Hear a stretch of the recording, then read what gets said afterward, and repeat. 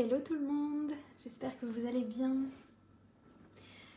Alors, aujourd'hui j'ai envie de vous parler d'une prise de conscience, de quelque chose qui m'a permis de comprendre un peu comment se manifestent plutôt mes besoins dans mon business, quel est le lien entre mes besoins et ce que je concrétise dans mon business. Euh, Juste avant, en fait, comment m'est venu ce constat-là? Je repensais ce week-end, donc pour ceux qui ne le savent pas, avant j'avais un business sur la parentalité. Et ce week-end je repensais à ce business, puis je repensais aux principales questions qu'on me posait, et notamment autour des caprices des enfants. Les principales questions que j'avais, c'était mais pourquoi mon enfant fait des caprices et comment je peux aider mon enfant justement à gérer ces périodes difficiles. Et du coup, alors en parentalité, on ne parle pas de caprice, on parle de comportement débordant, ou d'autres noms, mais pas forcément de caprice. D'ailleurs, on dit que les caprices n'existent pas. Et en réalité, un comportement débordant, c'est simplement un besoin qui n'est pas comblé. Donc un enfant qui, dans un supermarché, se met à crier de toutes ses forces parce qu'il n'a pas le jouet qu'il veut, eh bien c'est simplement qu'il a un besoin qui n'est pas comblé. Donc je ne vais pas m'attarder sur le sujet, j'ai pas spécialement envie de vous parler de parentalité, mais je vais faire le lien avec mon business. Ce week-end, en fait, j'étais un peu chafouin, surtout samedi. C'était pas une journée très bonne, bref, il y avait plein d'émotions. Et puis je me questionnais autour de ça, et puis je me suis dit, ok, bah, en fait, quand on est enfant, nos besoins qui sont non comblés se manifestent par des comportements débordants, mais qu'est-ce qu'il en est quand on est adulte? Qu'est-ce qui se passe? Est-ce que ces moments de moins bien, ces moments de tristesse ou ces moments de stress parfois, viennent mettre le doigt sur un besoin qui n'est pas comblé? Et donc voilà, je réfléchissais un petit peu toute seule. Et donc j'ai fait le lien avec plusieurs moments dans mon business, des moments phares. Et en fait, ce que je me suis rendu compte, c'est que chez moi, en tout cas, c'est souvent la peur qui vient manifester un besoin qui n'est pas comblé.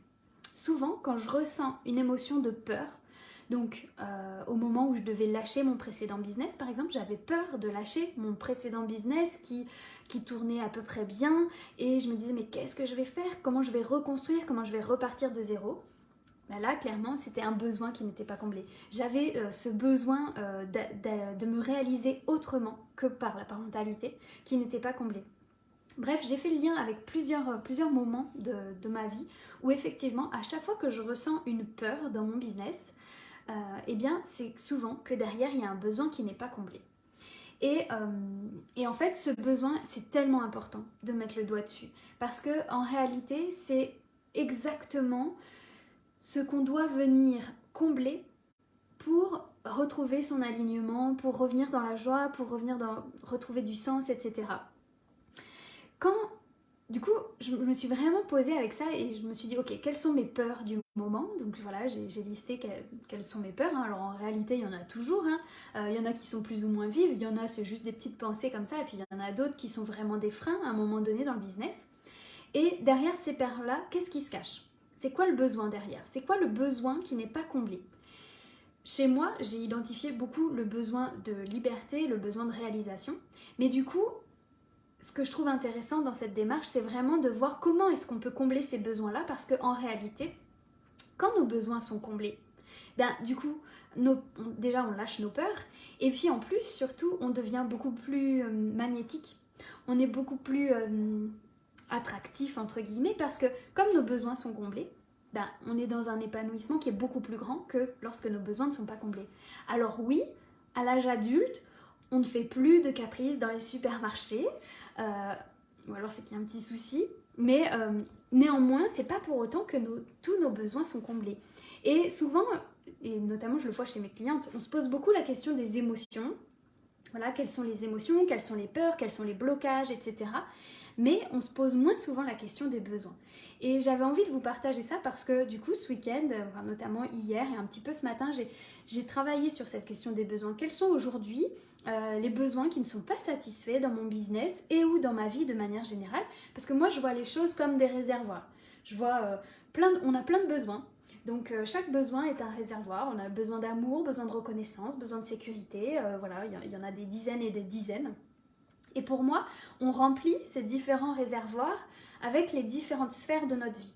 Par exemple, le besoin de reconnaissance, on peut très bien le combler dans notre vie de couple, en se sentant reconnu dans son couple, mais peut-être qu'il y a une autre sphère de notre vie où c'est moins comblé. Par exemple, dans le business, je sais pas, moi, si à chaque fois que vous faites des posts ou chaque fois que vous faites, qu'il n'y a jamais de commentaires, qu'il n'y a jamais de likes, qu'il n'y a jamais de ventes, il n'y a jamais de clients, etc., peut-être que votre besoin de reconnaissance, il n'est pas rempli. Mais dans ce cas, est-ce qu'il y a moyen que vous arriviez à le remplir dans une autre sphère? Est-ce que votre vie de famille peut venir remplir ce réservoir de besoin de reconnaissance? Est-ce que votre vie de couple, votre vie sociale, bref, quelles sont les autres sphères de votre vie où vous pouvez remplir ce réservoir? Et où, du coup, ça va faire que plus votre besoin de reconnaissance va être rempli, plus vous allez être bien avec vous-même, hein, tout simplement, et plus vous allez rayonner, plus vous allez devenir magnétique, et plus les gens vont être attirés par vous, et du coup, ça va se sentir dans notre business. Parce qu'en réalité, quand on est dans la peur, on pose souvent des actions qui proviennent du manque, et du coup, qui n'ont pas les résultats qu'on attend. En réalité, plus on va être en capacité de combler par nous-mêmes nos besoins, de ne pas attendre de l'extérieur qui vienne combler nos besoins, plus on va grandir avec cette confiance que, quoi qu'il arrive en fait, je suis en capacité de remplir mes besoins, toute seule. Je suis autonome, je suis capable de remplir mes besoins toute seule, et du coup, ces peurs qui se manifestent, elles n'ont plus lieu d'être, puisque je suis en mesure moi-même de remplir mes propres besoins. Et donc les actions qu'on va poser ne vont plus être posées depuis un espace de manque et de peur et donc de contraction, mais depuis un espace d'abondance et d'expansion et de confiance. Donc forcément, les résultats qu'on va avoir vont être complètement différents. Puisque du coup, quand on pose des actions depuis cette confiance et cette expansion, les résultats sont alignés à cette fréquence-là. Donc voilà ce que j'avais envie de partager avec vous aujourd'hui.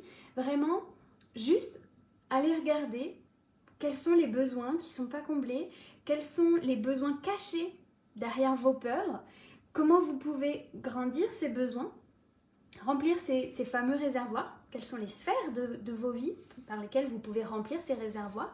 Si aujourd'hui vous ressentez, je ne sais pas moi, un besoin de sécurité dans votre business, parce que vous n'avez pas assez de chiffre d'affaires récurrent, par exemple. C'est ce que vous pensez, hein. C'est pas moi qui le dis. Donc en imaginant qu'aujourd'hui dans votre business, voilà, vous attaquez chaque mois et vous repartez à zéro. Il n'y a aucun résiduel, il n'y a aucun récurrent.